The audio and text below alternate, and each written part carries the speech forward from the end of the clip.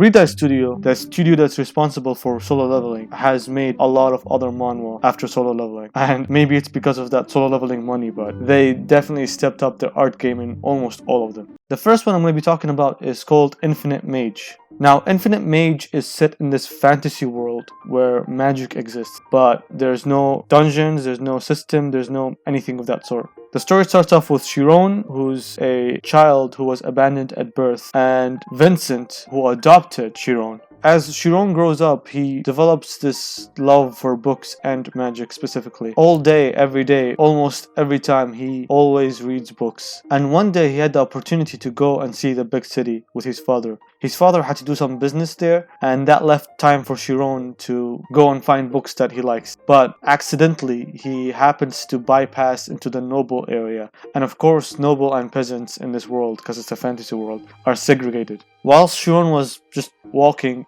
in the street, I don't even know how no one noticed a peasant has went past into the noble area. He happens to hear an old man speaking about magic and teaching children magic. So he just sits behind a wall and starts to listen. But the old man notices him, and Chiron decides to be bold and literally climb the wall and enter the place, even though he's a peasant. He's in a noble area. But surprisingly enough, the old man was not angry or anything. He continued teaching the children, and he even taught Chiron some magic. But ultimately, Chiron still had to leave because he was a peasant, and that's where Chiron's dedication for magic begins. The manhwa itself right now has, I think, about 21 chapters, and the story seems so far very fun and enjoyable. But what sells the story the most, I'm gonna be honest with you, is the art. The art is honestly, might be almost, I'm not sure, the best art I've seen so far in manhwa. And I'm mostly talking about consistency, because the art stays consistent throughout the whole 21 chapters, and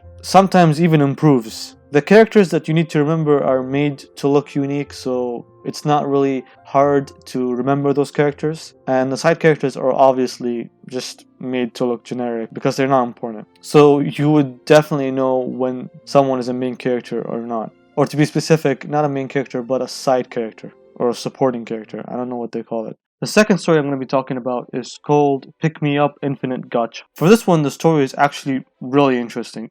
So the main character played this gacha game called Pick Me Up, where you basically take characters and start attacking floors, kind of like a tower. But the thing is that the characters in the game are so realistic to the point that they have their own characters, and when they're raiding dungeons, they can do whatever they want. They can literally even not fight if they want to. And when our main character was trying to raid a dungeon, he was attacked by this shadowy figure.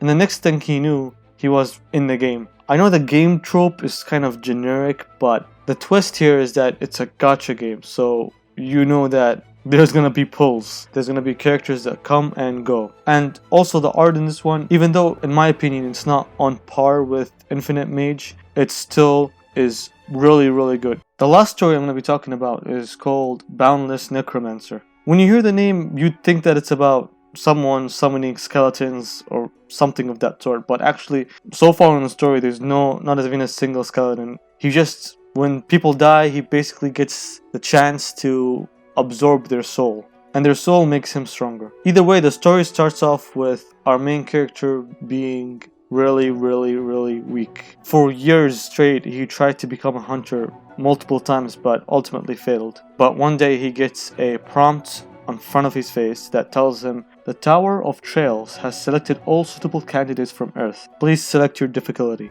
And as desperate as he got, he picked the hardest difficulty. But luckily, the years of hard work finally paid off, because he got a absolutely, I would say, cheat ability, where he literally gets better stats the more he kills people or monsters or anything.